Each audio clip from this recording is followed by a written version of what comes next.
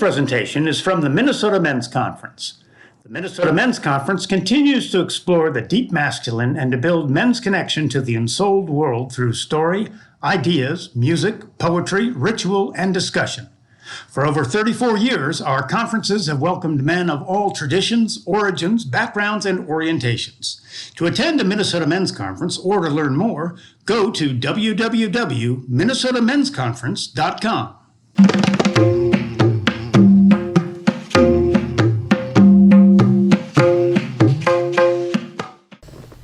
Well, I think for me, what I can get from the conference that I really can't get from doing it myself at home, is being seen.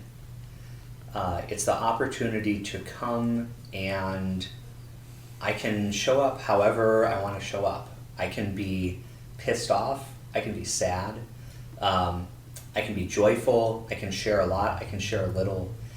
And to do that and have the response not be judgment, not be next time do it this way, but just to see other men accept that, that was really validating and really grounding for me.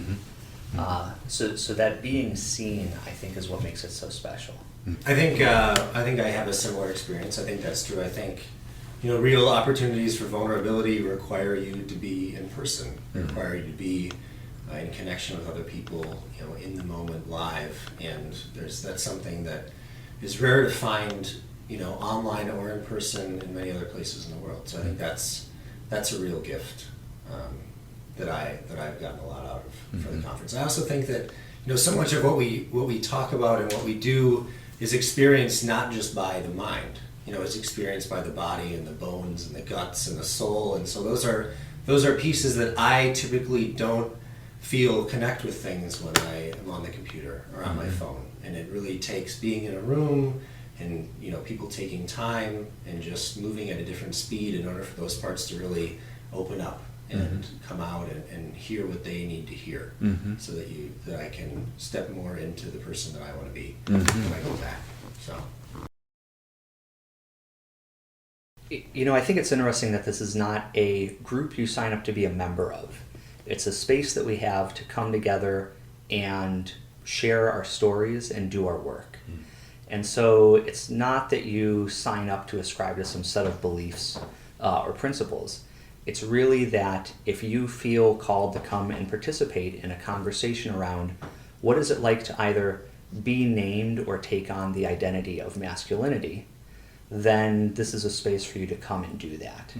And so I think whether you identify as a man, whether you identify as non-binary, whether you identify as kind of any variety of sexual orientation or gender identity, as long as you feel called to come and sit in that circle and talk and listen about the notion of what it does or does not mean for someone to be a man, then I think that's a place you're welcome. There's only so much you can get from poetry simply reading the lines in a book. There's only so much you can get from reading it out loud as you're pacing in your living room. But when you're in a room with men who are feeling some of those lines and feeling them intensely, it's a totally different experience. And you realize that the poet who wrote those words was feeling something very intensely.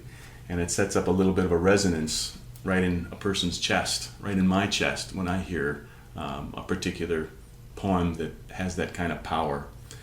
And it's even inspired me to be brave enough to try to scribble a few lines myself. And poetry to me is part of the DNA of the conference, and it's one of the touchstones I like to always come back to every year, to have that exact experience. That was one of the great things about the men's conference. I realized that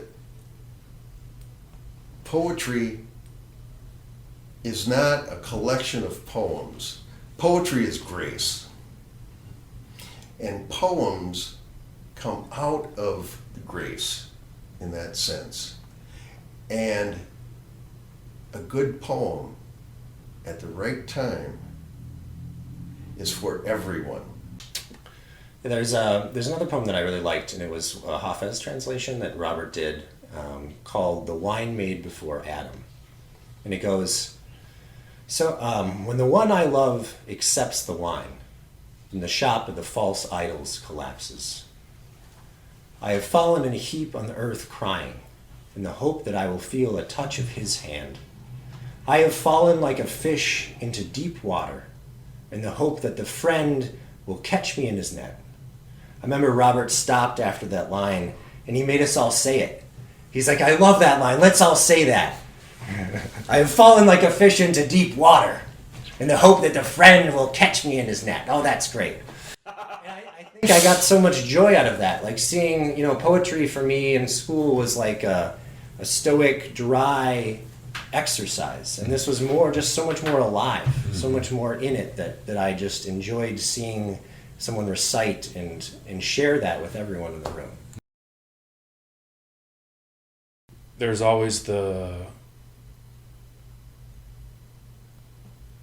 moments that you capture, like, pictures in your head that you can't let go of, or that I can't let go of. It's the guy that stands up and speaks from his heart for what he would tell you was for the first time in his whole life.